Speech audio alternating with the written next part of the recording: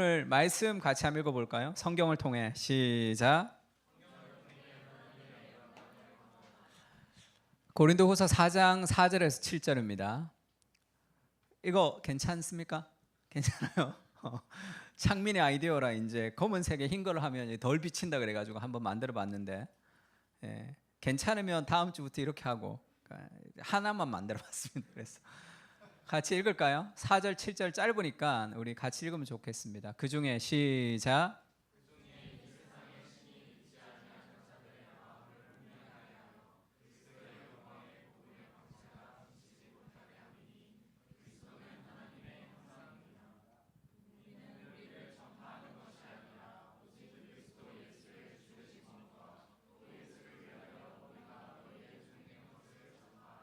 육 절 어두운 데 빛이 빛이라 말씀하셨던 그 하나님께서 예수 그리스도의 얼굴에 있는 하나님의 영광을 아는 빛을 우리 마음에 비추셨느니라. 우리가 이 보배를 질그릇에 가졌으니 이는 심히 큰 능력은 하나님께 있고 우리에게 있지 아니함을 알게 하려 함이라. 아멘. 하나님 말씀을 통해서 하나님의 영광을 보는 그 말씀을 좀 전할 텐데, 누가 그런 얘기를 했습니다. 교회를 할 때는 어떤 교회 자체의 이슈가 있죠. 교회 자체의 이슈를 가지고 이렇게 성도들과 함께 나가자 해서 이제 어떤 목표를 가지고 좀 나가는 그런 게 이제 조직의 운영에 필요하다, 그런 얘기를 좀 많이 들었는데, 이제 그러면 나와 우리 교회는 어떤 조직의 목표를 가지고 우리가 그렇게 나가는가, 그 생각을 좀 한 적이 있습니다. 근데 그것이 이제 저의 마음을 뛰게 하지 않아요. 어떤 목표를 가지고 뭐 한 사람이 한 사람을 전도하자 뭐 이렇게 해서 뭘 한다든지. 그러면 우리는 어떤 이슈를 가지고 지금 어떤 목표를 가지고 교회가 모여서 나가는가 하면, 좀 길고 좀 어렵고 힘들지만 한 사람 한 사람의 삶 속에 있는 하나님의 나라에 대한 그 원대한 어떤 이 세계관의 변화가 있는 거죠. 그것이 완전히 바뀌어야 되는 거죠. 그냥 이 땅을 살아가는 삶에 있어서 교회의 이슈를 가지고 교회가 성장하고 우리가 헌신하는 게 아니라, 거룩한 하나님의 나라에 대한 그런 이 눈이 바뀌어야 됩니다. 세계관이 바뀌는 거예요. 그래서 보이는 세상을 살지만 보이는 세상의 어떤 유익을 위해서 살아가는 것이 아니라 우리 인생이 하나님에게 동참하는 그 일들을 추구하는 거고, 그래서 길고 어렵고 그것이 힘든 일이지만 그런 공동체로 좀 나가고 있다, 그렇게 생각하고 있습니다.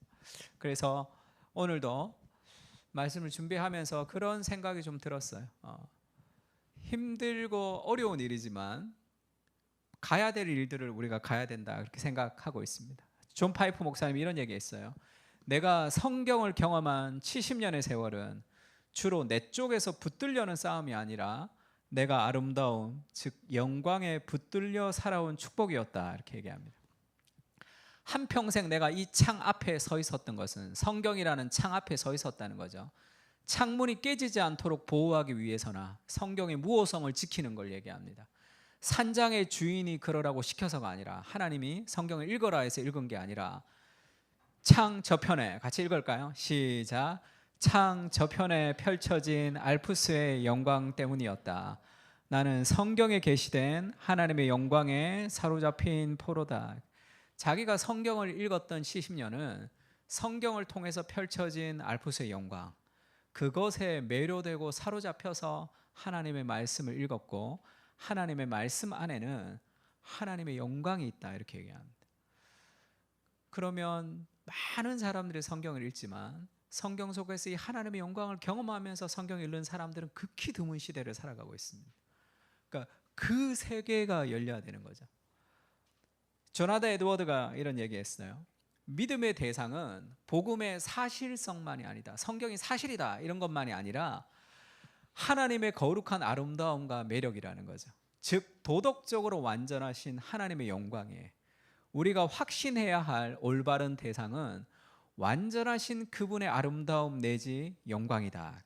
거룩하고 지고한 탁월함과 아름다움이다. 구원에 이르는 믿음이 확신해야 할 복음의 속성들은 아름다움, 탁월함, 완전함, 매력, 신성, 거룩함 등이지 단지 역사적 사실이나 교리적 명제가 아니다. 이렇게 얘기했어요. 성경을 통해서 역사적인 사실을 믿는 것, 교리적 명제를 가지는 지식이 아니라 성경 속에는 하나님의 아름다움을 통한 하나님의 영광이 있다는 거예요.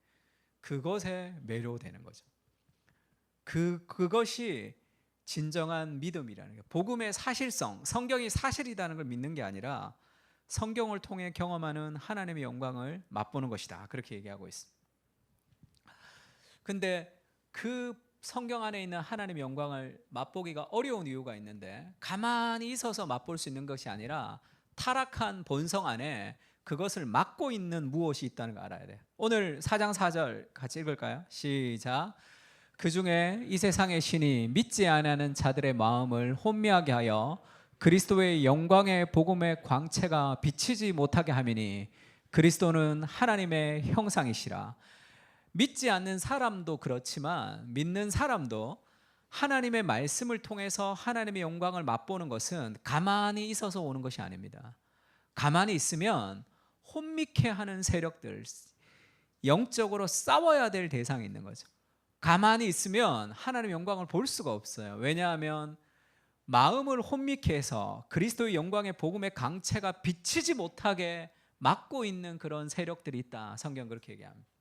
그러니까 하나님의 영광, 성경 속에는 하나님의 영광이 있는데 내가 그것을 맛보지 못하는 것은 무언가 방해물이 있다는 걸 알아야 돼요. 그것을 넘어서야 된다는 거죠.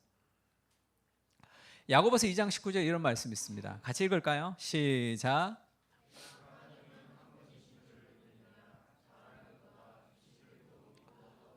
삼위일체 하나님이 한 분이시고 하나님의 능력이 있으시고 하나님이 거룩하시고 라고 아는 것은 별 의미가 없다는 거죠.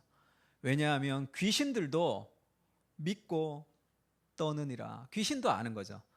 하나님이 능력이 있으신 거, 하나님이 거룩하시고.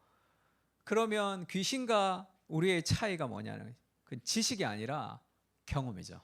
그 하나님의 영광을 경험하고 하나님을 예배하고 순종하는 겁니다. 그것이 차이죠. 그러니까 성경을 통해서 우리가 단순한 지식이 아니라 그 하나님의 영광을 우리도 맛봐야 되는 거죠. 그런 마음의 소원들이 좀 필요합니다. 구약에서 모세가 그렇게 얘기합니다. 하나님에게, 하나님과 가까이 있었던 모세가 주님 원하건대 주의 영광을 내게 보여주십시오. 이렇게 얘기하죠. 하나님의 영광을 내가 보고 싶습니다. 이렇게 모세가 그렇게 간절히 원하죠.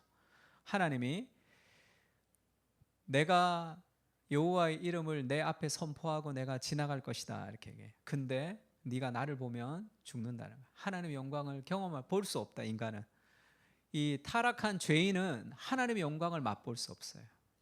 이르시되 내가 내 얼굴을 보지 못하리니 나를 보고 살 자가 없음이라.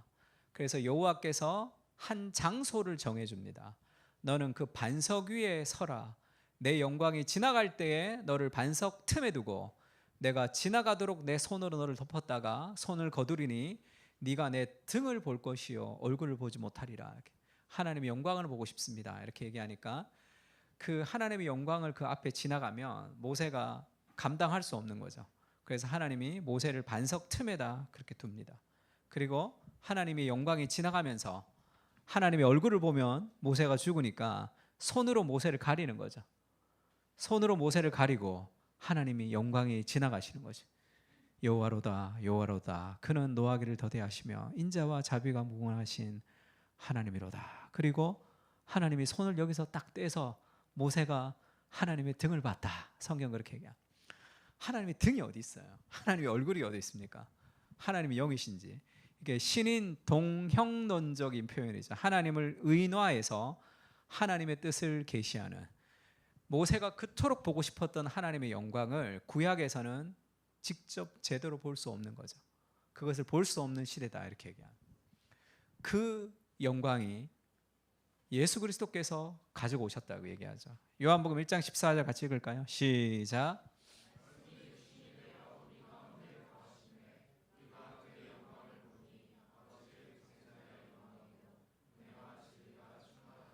말씀이 육신이 되었다. 예수님이 사람이 되셔서 우리 가운데 거하셨는데 우리가 그의 영광을 보니 그리스도를 통해서 우리는 아버지의 독생자의 영광이요 은혜와 진리가 충만한 하나님의 영광을 그리스도를 통해서 우리가 볼 수 있다는 거죠. 그리스도의 영광은 은혜와 진리의 충만으로 표현합니다.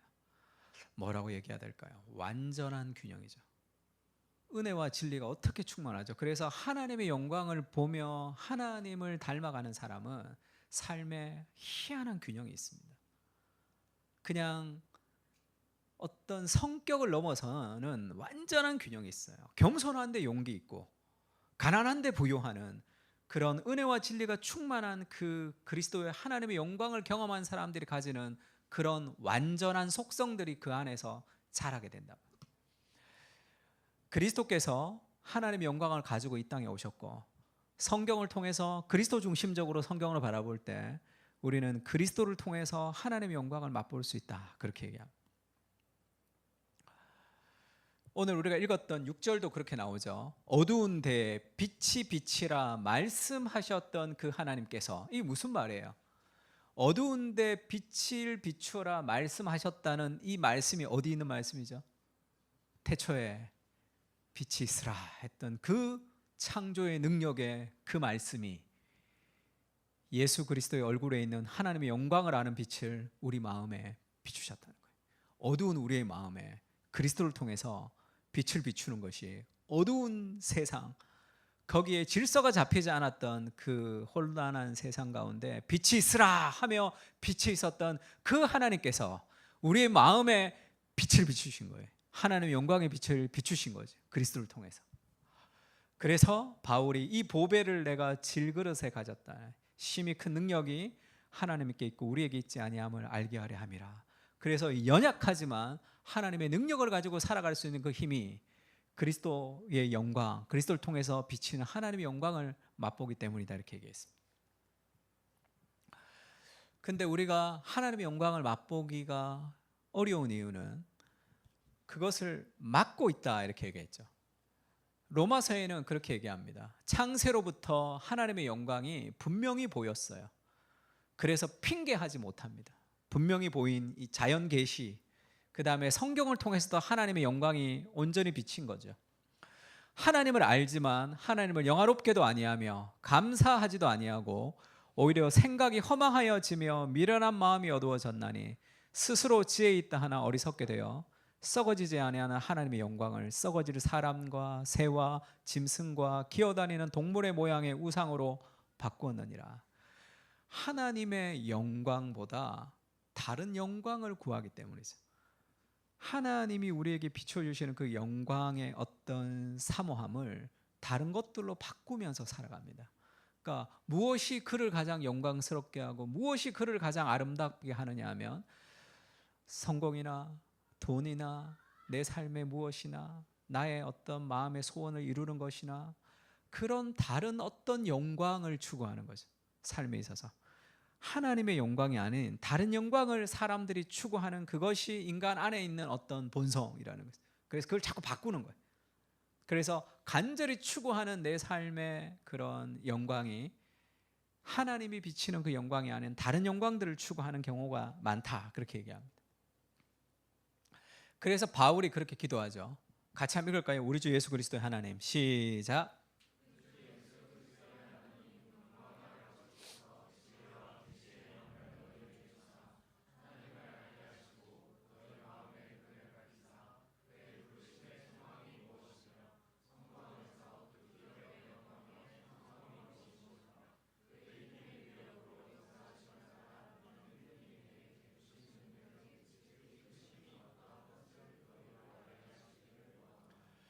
우리 주 예수 그리스도의 하나님, 영광의 아버지께 에베소서니까 에베소 교인들에게 바울이 기도하는 거죠. 에베소 교인들에게 바울이 기도하는 기도의 제목이 뭐냐면 지혜와 계시의 영을 너희에게 주셔서 하나님을 알게 하시고, 하나님 다 아는 사람들이죠. 근데 하나님을 더 알아가게 해달라 기도하죠. 왜죠? 부르심의 소망, 성도 안의 기업의 영광의 풍성함, 그의 힘의 위력으로 역사하심을 따라 우리에게 베푸신 능력의 지극히 크심이 어떠한 것인지를 너희로 알게 하시기를 구하노라. 우리가 하나님을 더 알아가기를 원하는, 지혜와 계시형을 주셔서 더 크신 하나님, 더 풍성하신 하나님, 야성의 하나님, 낯선 하나님, 그 온 세상을 창조하신 그 하나님에 대해서 눈이 뜨기를 원하는 거죠. 그 하나님을 알면 세상은 작아집니다. 그때 삶에서 능력 있게 살아갈 수 있는 삶이 거기서 나오는 거죠. 내 삶에서 무엇에서 나오는 것이 아니라. 그래서 사람들은 그렇게 생각하죠. 내가 살아가는 삶, 지금 살아가는 삶, 하나님의 영광을 보지 못하지만, 내가 하나님의 말씀을 통해서 거룩하신 하나님의 영광을 보지 못하지만, 내가 지금 살아가고 있는 이 삶의 신앙이 적당하고 괜찮다라고 생각하고 있는 거예요. 경험하지 못했지만 그렇지가 않은 거죠. 예수님이 그렇게 얘기합니다. 예수께서 자기를 믿은 유대인들에게 이르시되 너희가 내 말에 거하면 참으로 내 제자가 되고 진리를 알게 될 것인데 그 진리가 너희를 자유롭게 할 것이다. 이렇게 얘기해요. 진리가 너희를 자유롭게 한다는 것은 예수님의 눈에 그들이 뭐예요? 지금 묶여 있는 거예요. 지금 속박당해 있다고. 근데 이 사람들은 뭐라고 얘기합니까? 우리가 아브라함의 자손이라 우리 예수님 믿어. 나 매일 예배를 드려. 이렇게 얘기하죠. 나 매일 성경을 읽어. 이렇게 얘기합니다. 남의 종이 된 적이 없거늘 어찌하여 우리가 자유롭게 되리라 하느냐. 이게 뭐죠? 예수님의 눈에는 묶여 있는 거예요. 속박당해 있다고. 근데 사람들은 자유롭다고 생각합니다. 자유롭다고 생각하는 거예요.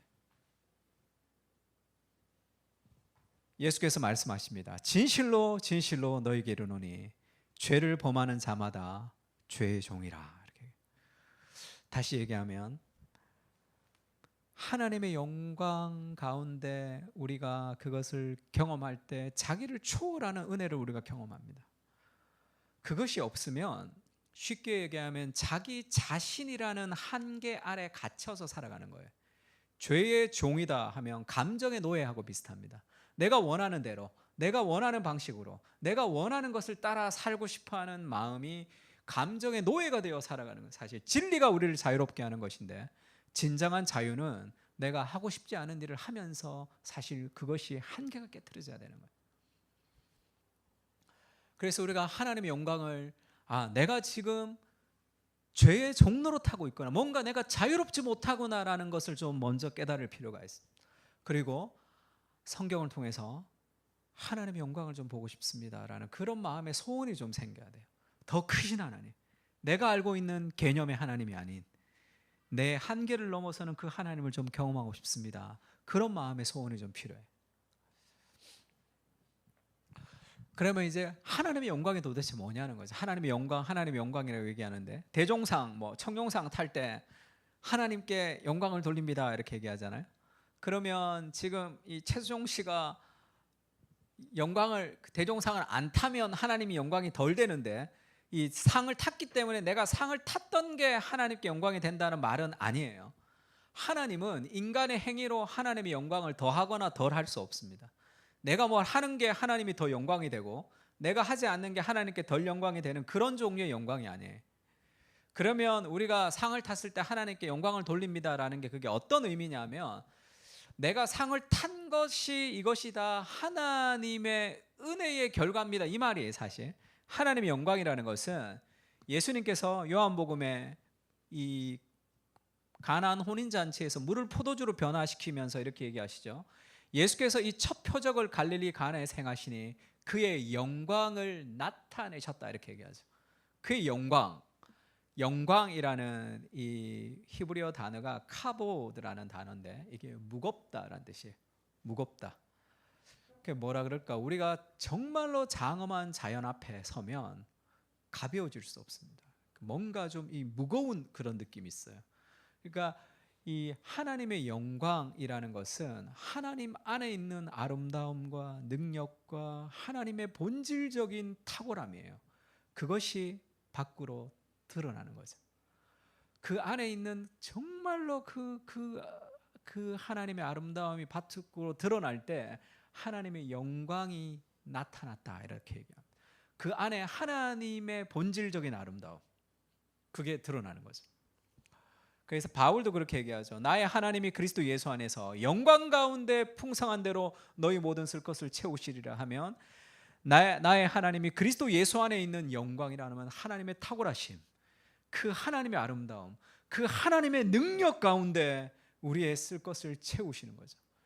그래서 하나님께 영광을 돌린다는 것은 하나님의 그 아름다운 그 영광을 경험하면서 내가 했던 모든 것들은 다 하나님의 영광의 반사입니다. 그 말이에요. 사실 그것에 불과 하나님의 영광을 경험하며 그 영광으로 내가 일한 거예요. 내가 했던 이 모든 것이 다 하나님의 영광의 반사, 하나님의 영광을 조금 반영하는 것뿐입니다. 그 말이 하나님께 영광을 돌린다라는 말이에요.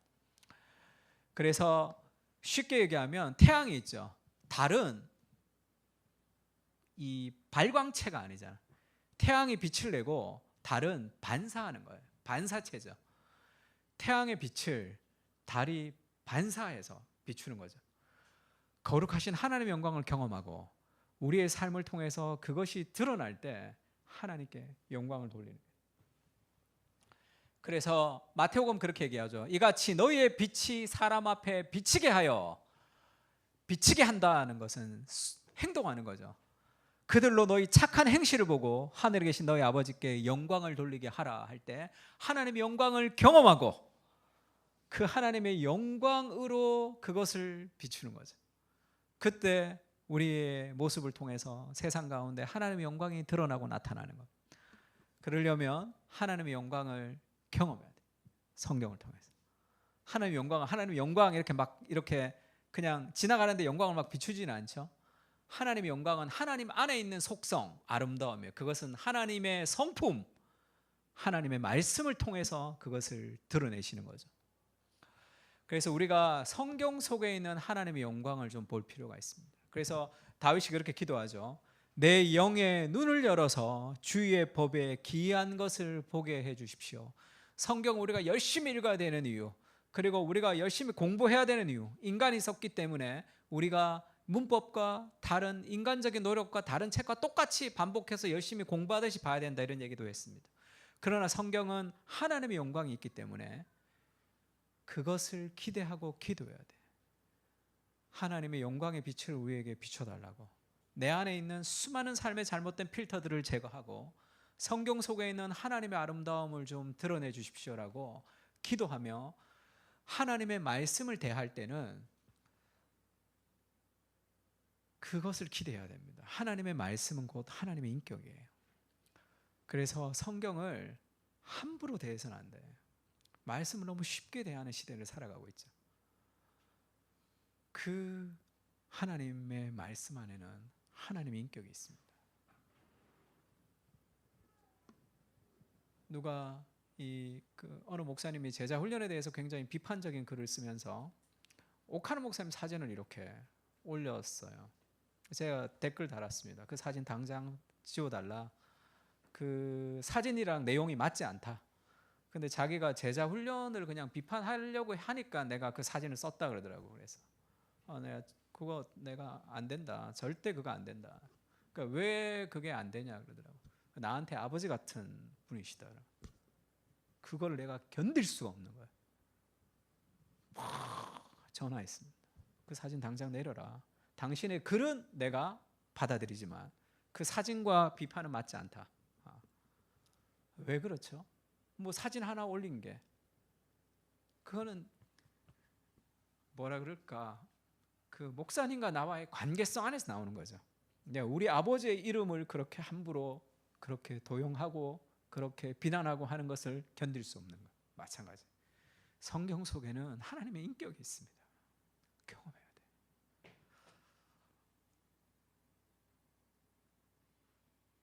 누가 그러더라고요. 사과를 먹어보지 않은 사람한테 사과를 설명하기가 좀 어렵다는 거예요. 사과는 새콤하다 그러면 뭐 아이쇼입니까? 누가 그렇게 얘기한다. 달콤하다 그러면 뭐 불고기입니까? 뭐 이렇게 얘기한다는데 그 마음이 있어야 되죠. 성경을 성경 안에는 하나님의 영광이 있습니다. 그런 마음의 어떤 겸손함이 있어요. 조나단 에드워드가 그렇게 얘기했습니다. 하나님의 영광은 하나님의 아름다움인데 근원적인 아름다움이 있고 파생적인 아름다움이 있는 거예요. 우리가 세상에서 무엇이 아름답다고 할 때 그건 다 파생적인 아름다움입니다. 그 아름다움에 우리가 매료가 되어서 인생을 거는 모든 것은 다 파생적인 아름다움이에요. 그것이. 그러나 그 아름다움의 본류가 근원적인 아름다움인데 하나님께 흘러나오는 거죠. 음악의 아름다운 이유는 삼일체 하나님의 연합의 질서가 반영되기 때문이죠. 미술의 색채가 아름다운 이유는 삼일체 하나님의 아름다움으로부터 흘러나오는 삶의 파생적인 아름다움이죠. 그것도 우리의 인생을 매료시키는데 그 아름다움의 본류이신 그 근원적 아름다움을 경험할 때 인생은 자기를 초월할 수 있는 거죠. 이 아름다움과 비교할 수 없는. 그래서 조나단 에드워드가 피조물에 있는 모든 아름다움이 하나님의 아름다움에 참여하는 아름다움이지만 하나님 안에 있는 모든 아름다움은 하나님의 깊은 내적 본성에서 유래하며 하나님의 외부의 다른 근원에서 오지 않는다. 세상에 있는 모든 아름다움은 외부적인 근원, 하나님의 아름다움의 파생인 거예요. 그러나 하나님은 외부적인 근원에서 오지 않는 내적 본성적 아름다움의 본류가 있습니다. 그러므로 하나님을 알고 사랑하는 것은 하나님의 아름다움을 알고 사랑하는 것이며 세상 전체는 하나님의 아름다움의 충만함이며 표출이다 이렇게 얘기했어요. 하나님의 아름다움을 경험할 때 세상을 보면 하나님의 아름다움을 볼 수 있습니다. 그리고 하나님의 아름다움이 깨어지는 세상의 무엇에 고통스러워하는 거죠. 그래서 인생을 헌신하는 거죠. 우리가 가는 곳마다 우리의 삶의 희생을 통해서 우리의 가정과 직장과 내가 있는 모든 삶의 관계 속에서 하나님의 질서가 회복되는 것이 우리 삶의 어떤 목적이 되는 거죠. 근데 그 하나님의 본성적인 아름다움은 우리가 생각하는 거하고 완전히 다르다는 거 알아야 돼요. 우리가 그 본류적인 하나님의 아름다움을 성경에서 우리가 잘 맛보지 못하는 이유가 내 삶의 한계 안에 하나님의 아름다움을 해석하려고 하기 때문에 그렇습니다. 성경 속에서 하나님의 아름다움이라는 것은 내 한계를 벗어나는 것이라고 일단 생각을 해야 돼요. 그래서 성경 그렇게 얘기하죠. 아름답고 거룩한 것으로 여호와께 예배할지어라. The beauty of holiness예요. 이 beauty of holiness 이런 것은 세상에 없는 거란 말이에요. 뭔가 약간의 파생적인 그런 아름다움이 있겠죠. 그러나 이 아름다우면서 거룩한 그것은 이 삶의 균형을 우리는 잘 맛보지 못했단 말이에요. 또 이런 얘기도 있습니다. 시편 2장 11절을 같이 읽을까요? 시작.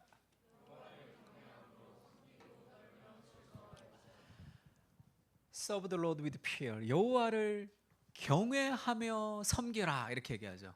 여호와를 경외하면서 섬기는데 그런데 rejoice with a trembling이에요. 떠는데 즐거워하는 거죠. 이게 무슨 말이야? 떠는데 즐거워하는 거야.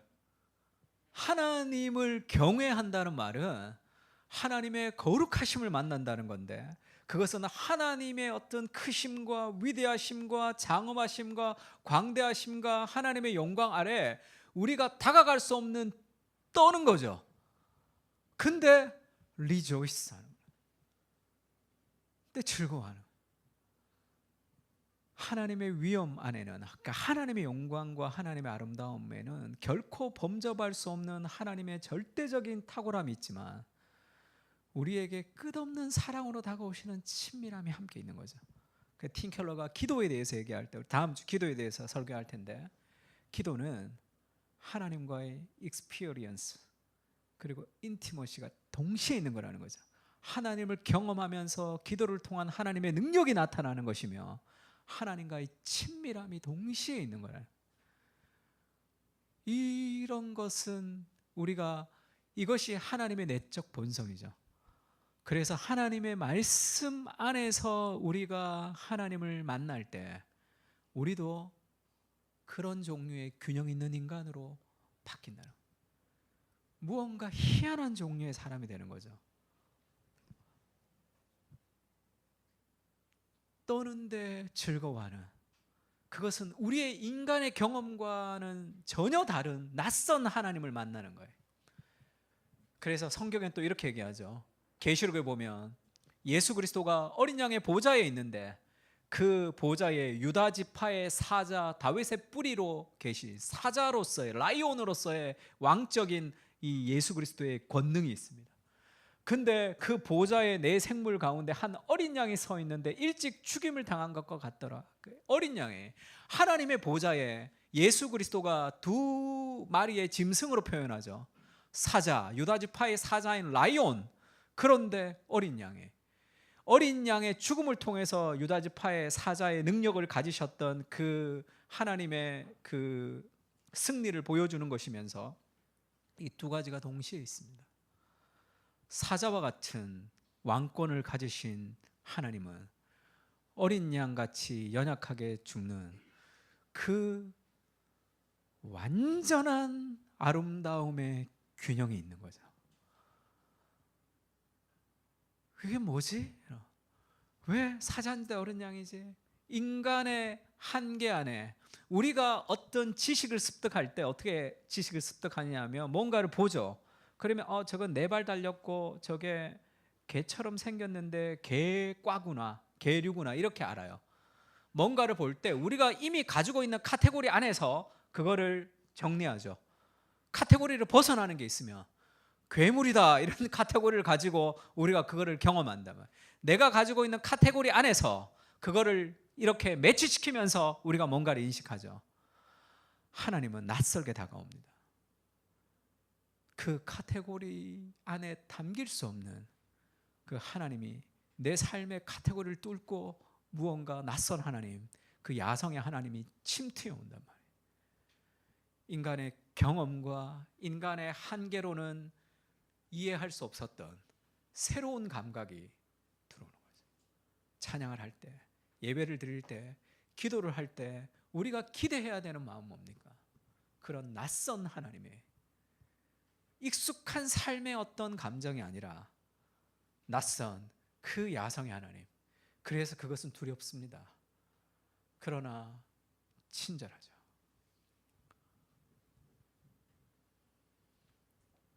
나니아 연대기 보면 아슬란이 어떤 사람이냐 물을 때 그는 길들여지지 않지만 착한 사람이다 이렇게 표현하죠.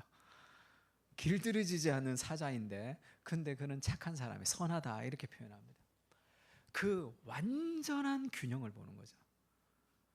그 완전한 균형과 그 탁월함과 그 아름다움을 경험하면서 우리도 삶에서 인간적인 한계의 틀을 다 깨트리는 거예요. 그 하나님을 경험하기 전에 사람은 내가 좋아하는 사람, 내가 싫어하는 사람, 내가 좋아하는 일, 내가 싫어하는 일 이렇게 구분할 때가 있습니다. 근데 하나님을 경험하면서 그 틀 자체가 다 깨져 버릴 때가 있어요. 그렇게 하나님 우리를 인도하실 때가 있죠. 그 하나님을 경험하기 위해서 우리가 해야 되는 일이 있는데 어렵습니다. 어렵다는 데 문제가 있어요. 계시록 10장 10절 같이 읽을까요? 내가 천사의 손에서 시작.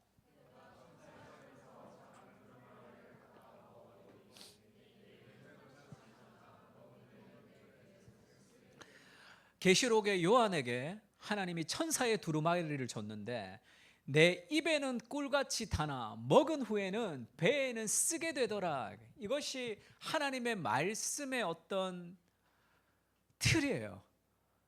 말씀은 아주 달콤합니다. 말씀은 굉장히 은혜롭습니다. 그런데 내 한계로 담을 수 없이 굉장히 고통스럽단 말이에요. 왜냐하면 그 진리가 나한테 다가오는 거기 때문에 그렇죠. 유진 피터슨이 이 책을 먹으라 해서 그렇게 얘기했어요. 시작은 단데 나중에 보니 받아들이기에 썩 편안하지가 않다. 성경을 꼼꼼하게 읽는 사람이라면 누구나 그것이 우리가 기대하는 익숙한 것과 얼마나 특이하게 다르고 불친절한지를 보며 놀라게 된다. 성경은 쉽게 읽을 수 없는 책이다. 성경은 답니다. 근데 달기만 하면 괜찮은 것 같은데 쓰단 말이에요. 왜냐하면 그건 진리가 우리에게 다가오는 거거든요. 내 안에 진리를 받아들이지 못하는 내 삶에 무엇이 있기 때문에 성경은 우리를 굉장히 고통스럽게 한단 말이에요. 그 과정을 거치는 거죠. 너희가 때가 오래되었으므로 마땅히 선생이 되어야 할 터인데 말씀의 초보에 대해서 누구에게 가르침을 받아야 할 처지니 단단한 음식은 못 먹고 젖이나 먹는 자가 되었도다. 단단한 음식은 장성한 자의 것이니 그들은 지각을 사용함으로 연단을 받아 선악을 분별하는 자들이니라. 하나님의 말씀을 통해서 하나님의 영광과 인격을 깊이 경험하려면 단단한 음식을 먹도록 자라야 된단 말이에요.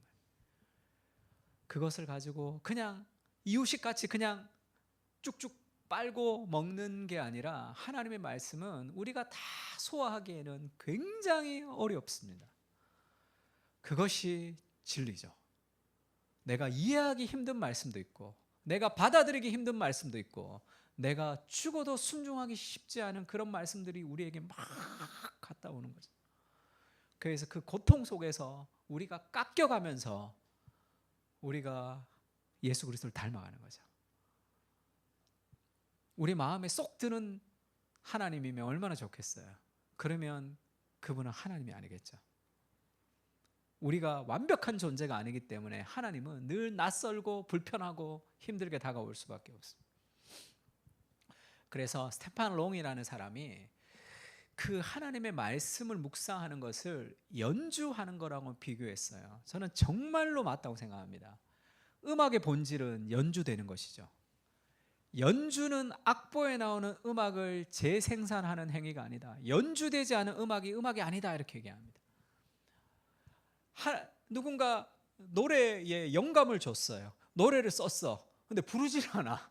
그러면 그 영감이 무슨 소용이 있어? 그걸 불러서 사람들에게 알리고 사람들을 위로하고 사람들을 치유해야 될 거 아니에요. 그래서 음악의 본질은 연주가 되는 건데 연주는 악보에 나오는 음악을 재생산하는 행위가 아니죠. 아이들이 바이엘 치는 것과 피아니스트가 치는 게 좀 다르단 말이에요. 똑같은 악보지만 비록 그것을 포함하기는 하지만 명연주는 단지 숙련된 기술의 재생산이 아니죠. 그 악보의 영혼과 에너지, 그것의 생명 안으로 들어가서 그것을 전달하는 거죠.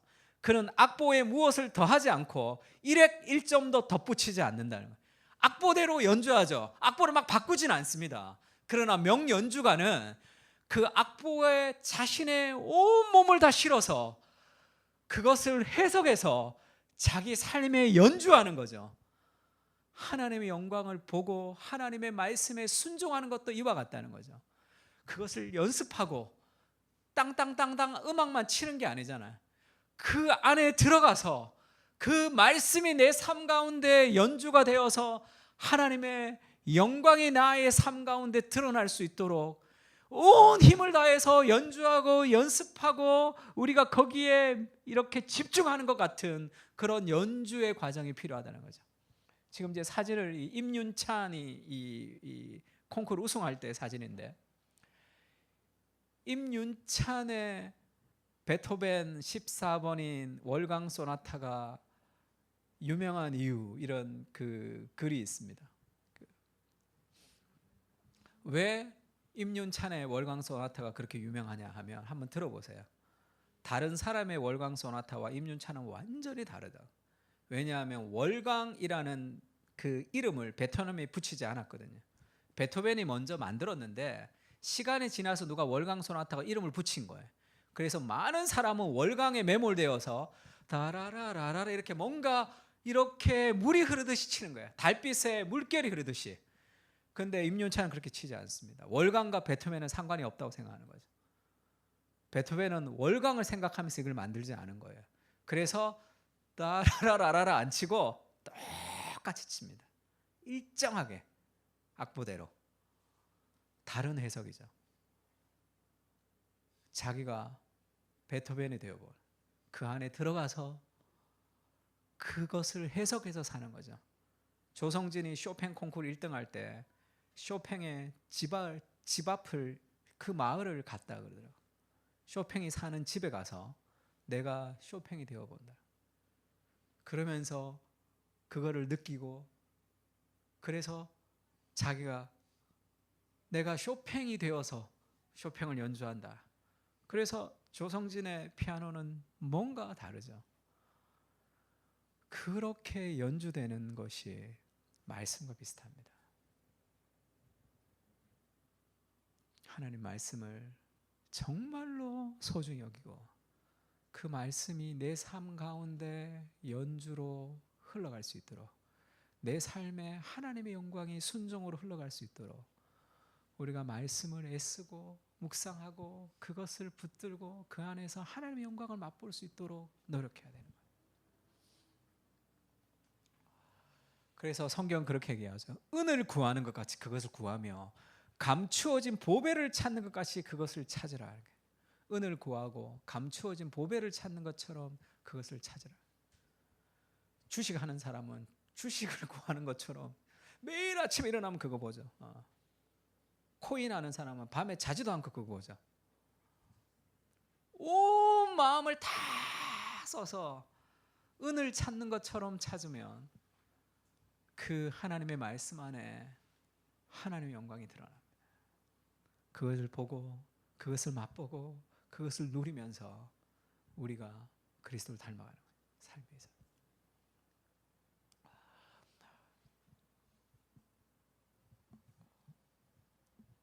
제가 백두산 천지를 한번 본 적이 있는데, 중국 선교를 갔을 때인데 백두산을 저희는 그냥 차 타고 올라갔습니다. 봉고 타고 백두산 천지 100m 앞까지 올라갔어요. 그냥. 그래서 애들이 다 그 반바지에 샌들 신고 올라갔어요. 그냥 뭐 다 걸어서 올라가면 힘든데 그냥 그 바로 앞에 천지 바로 앞까지 관광으로 가서 애들이 막 샌들 신고 막, 그래서 가서 사진 찍는다고, 천지에서 포착 뛰면서 사진 찍는다고 막 그러고 갔는데 천지를 딱 봤는데 이 사진으로는 담을 수 없어요. 위에서 딱 봤는데 온갖 샌들 신고 뭐 어쩌고 저쩌고 저쩌고 저쩌고 왔는데 딱 보니까 침묵이 쫙, 뭐라 그럴까, 저는 그런 생각이 들어요. 아, 여기가 샘의 근원인가, 무언가 이 근원이 주는 위대함, 무언가 나를 압도했어요. 조용했습니다. 그리고 조금 있다가 또 사진을 찍고 폴짝 뛰고 하긴 했지만 그 무언가 그 천지가 주는 그 무엇이 있었다. 성경을 통해서 우리가 하나님의 영광을 본다는 것은 하나님의, 우리가 경험하지 못한 낯선 하나님이 나타나는 거예요. 제가 중학교 2학년 때 교회를 처음 다녔습니다. 저희 어머니가 늘 구타로 다니셨어요. 그래서 늘 어린 시절부터 이제 구타로 가는 걸 많이 봤습니다. 그래서 막 무당이 칼에 서 있고 뭐 이런 거 있죠. 그걸 늘 보면서 자랐어요. 그래서 교회를 가자고 제 뒤에 있는 친구가 가자 그랬는데 내가 벼락 맞는다, 난 교회 가면 벼락 맞는다 이렇게 얘기했어요. 근데 이 친구가 참 괜찮은 친구예요. 참 애가 착하고, 그리고 지금은 이 창원에서 지금 의사하고 있는 친구가 있는데 야구를 한다고 그래서 교회를 가자고, 제가 야구를 좋아했거든요. 그래서 제가 투수했어요. 그래서 다른 교회, 동일교회라고 거기랑 붙었는데 내가 투수를 해서 우리가 이겼습니다. 그랬더니 막 응원하잖아요. 응원하니까 첫날, 교회 간 첫날에 그 중등부 애들이 나를 다 알았어요. 그래서 야, 뭐 너 잘 던진다 그러고 막 박수 쳐주고 이러니까 업되잖아. 교회 가는 게 좋은 거예요. 그러니까 부모님에게 말 안 하고 계속 교회를 다녔습니다. 그러다가 이제 교회 가지 마라 그렇게 이제, 근데 그것이 이제 통하지 않으니까 부모님이 굉장히 강하게 이제 교회 가는 거 반대하고 뭐 혼내고 그렇게 얘기했어요. 어느 날에 교회 갔다가 이제 늦게 가면 밤 10시 정도까지 놀다 가죠. 가면 이제 집 앞에 벨을 누르기가 너무 무서운 거야. 기도하죠. 하나님, 우리 엄마 아버지 마음을 바꿔주십시오. 그러면 절대 그런 일이 없죠. 더막 온갖 나 그렇게 간절히 기도했는데 막 가면 그런 일이 없어요. 막 이렇게 얘기해. 그러니까 그날은 이제 아버지가 지키고 있었어요. 교회 가지 말라고. 근데 화장실 간다고 그러다가 슬리퍼 신고 그냥 교회로 갔습니다. 근데 우리 부장 집사님이 슬리퍼 신고 왔다고 혼냈어요. 나를. 교회에 슬리퍼 신고 왔다고. 그랬더니 이제 부모도 자기 말을 거역하니까 이제 더 화가 났겠죠. 우리 아버지가 교회 갔다 왔는데 전화가 왔어. 너 어디냐? 교회 갔다 왔다 그랬더니 너 목사 전화번호 나한테 달라. 내가 예배 드릴 때 가서 깽판 쳐서 너 부끄러워서 다시는 교회 못 가게 해준다 내가. 그렇게 너 당장 집에 있으라 이렇게 얘기하더라고요. 하나님 우리 아버지를 뭐 어떻게 해주시고 근데 이게 그럴 것 같지가 않아. 이때까지 뭐 그런 기도가 되지 않았으니까 가출했습니다. 친구 집 지하실에서 자는데 잠이 안 오는 거예요. 밤에. 그게 중학교 3학년 때였어요. 그러니까 그게 가출이 나한테는 큰 거예요. 뭐 일탈을 해서 가출을 해봤지만 교회 간다고 가출하는 거는 내가 들어본 적도 없고 이게 어떻게 결말이 지어질까도 잘 모르겠고 그러니까 밤새 잠을 못 잤어요. 그리고 이제 학교를 갔습니다. 학교를 가고 그 다음 날도 이제 그 집에 가서 이제 자는데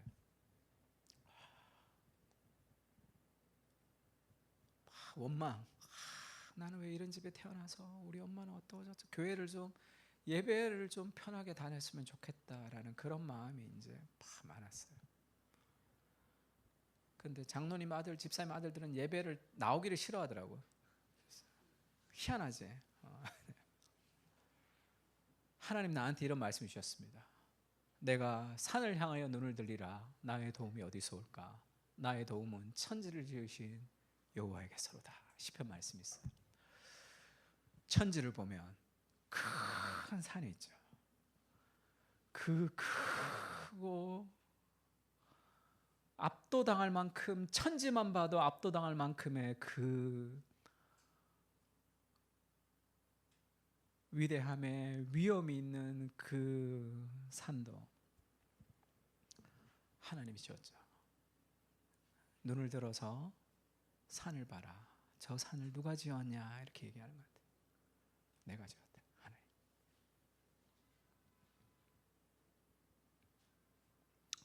내가 산을 향하여 눈을 들리라. 나의 도움이 어디서 올꼬? 나의 도움이 천지를 지으신 여호와에게서다. 온 천지를 지으신 하나님이 나를 돕는다는 것이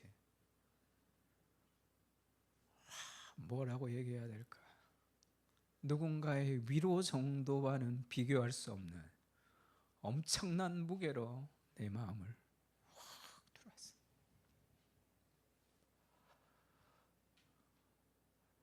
누가 그러더라고.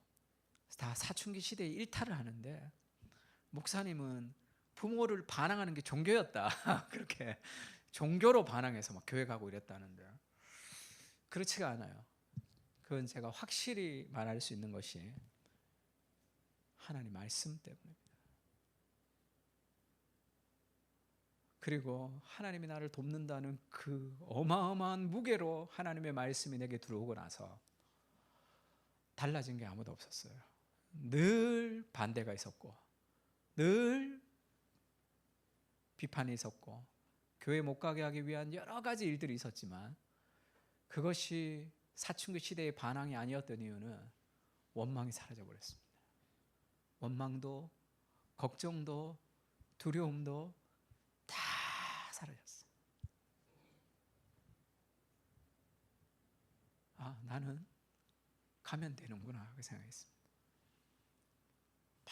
겁나지도 않고 뭐하지도 않고 그래서 밤에 갔다 오면 우리 아버지가 나를 불러놓고 막 부모를 거역하라고 거기서 가리키더냐부터 막 그러면 그냥 언제 끝나나 내가 그냥 그러고 있었어요. 그냥 언제 끝나나 이러고 있다가 거기서 다 끝나면 그냥 올라가서 자고 부모에 대한 원망, 환경에 대한 원망 그런 것도 하나도 없었습니다. 하나님이 날 돕는 그 말씀이 튀어나와서 압도하는 권위로 우리의 인생을 좀 사로잡는 거죠. 삶에 있어서 하나님의 말씀 안에는 그런 능력이 있습니다. 힘든 여러 가지 상황 속에서 말씀을 좀 읽고 하나님 내게 말씀해 주십시오. 그렇게 기도해 보세요. 그 낯선 하나님이 나타납니다. 야성의 하나님. 그 하나님을 경험할 때 세상은 작아지게 돼 있어요. 히브리서에는 이런 말씀이 있습니다. 믿음으로 이 사람들이 나라도 이겼다는 거예요. 의를 행하기도 하고 약속을 받기도 하고 사자들의 입을 막기도 했습니다. 불의 세력을 멸하기도 하고 칼날을 피하기도 하고 연약한 가운데 강하게 되기도 했어요. 전쟁에 용감하게 되어 이방 사람들의 진을 물리치기도 했더니 승리를 경험하기도 했습니다. 믿음의 사람들이. 또 어떤 이들은 조롱과 채찍을 당했죠. 결박과 옥에 갇히는 시련도 받았습니다. 돌로 치는 것과 톱으로 켜는 것과 시험과 칼로 죽임을 당하고 양과 염소의 가죽을 입고 유리하여 궁핍과 환난과 학대를 받았죠. 근데 이런 사람은 세상이 감당하지 못하느니라 이렇게 얘기하죠. 왜 그렇죠? 그 여러 가지 학대와 시련과 어려움과 고통과 죽음도 작은 거지. 그것이 하나님의 영광을 보는 삶의 능력이죠.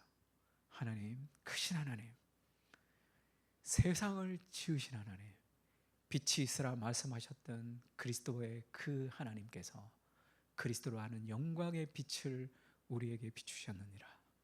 그런 마음의 소원을 가지고 하나님 말씀을 좀 대했으면 좋겠습니다.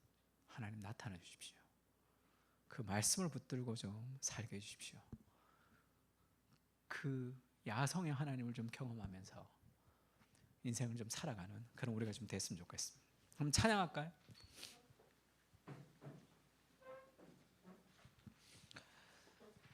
이 찬양 있죠.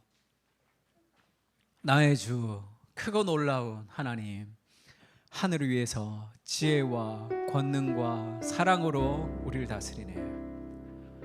Our God is awesome God.